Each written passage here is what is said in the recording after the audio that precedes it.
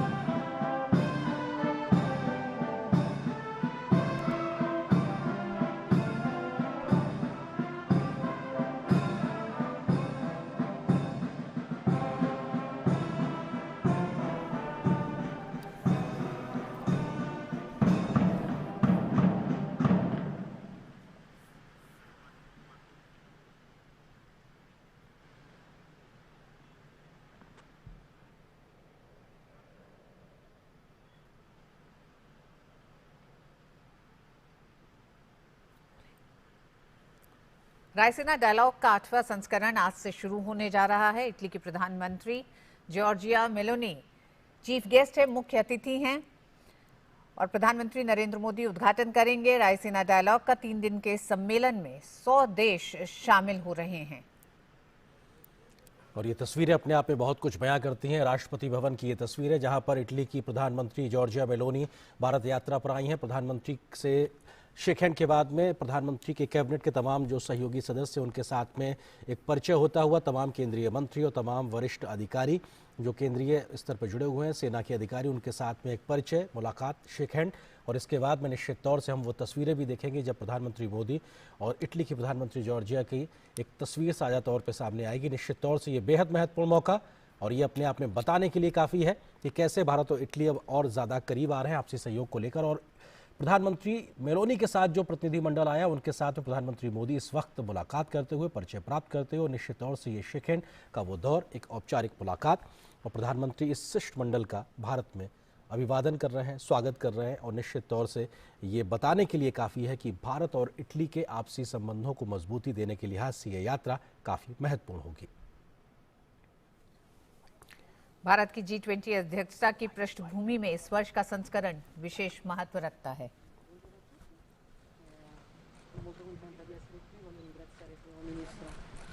Per questa splendida accoglienza nel mio primo viaggio bilaterale in Asia dall'inizio del mandato, nel 75° anniversario delle nostre relazioni bilaterali, che sono certa riusciremo a rafforzare. Grazie.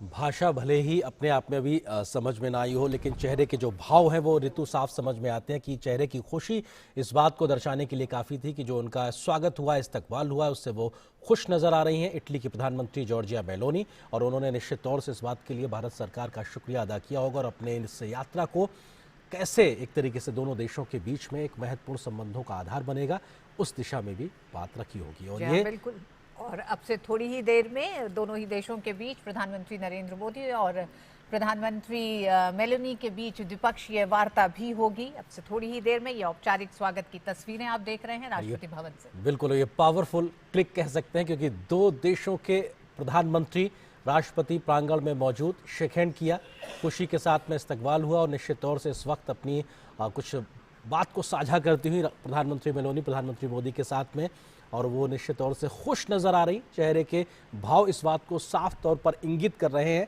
कि उनकी ये भारत यात्रा को लेकर वो उत्साहित हैं और उन्हें खुशी है। और नमस्ते भी, शेक हैंड भी, ये दोनों चीज़ें अभिवादन में साफ तौर पर दिखाई पड़ रही हैं। ऋतु, जिस बात का जिक्र आप कर रही थी, रायसीना डायलॉग का 8वां संस्करण, 100 से ज़्यादा देशों के बड़े बड़े दिग्गज लोग इस वक्त इसमें शिरकत करने के लिए अपनी मौजूदगी, और मुख्य अतिथि के तौर पर रायसीना डायलॉग में इटली की प्रधानमंत्री जॉर्जिया मेलोनी की मौजूदगी। और ये अपने आप में एक महत्वपूर्ण तस्वीर हमने इस वक्त देखी, किस तरह से राष्ट्रपति भवन में जहां पर इटली की प्रधानमंत्री का औपचारिक तौर पर स्वागत किया गया। जी, और आइए एक बार फिर लौटेंगे 3 राज्यों के जनादेश को लेकर। लगातार हम आपको अपडेट दे रहे हैं, बता रहे हैं किस तरह से त्रिपुरा में भारत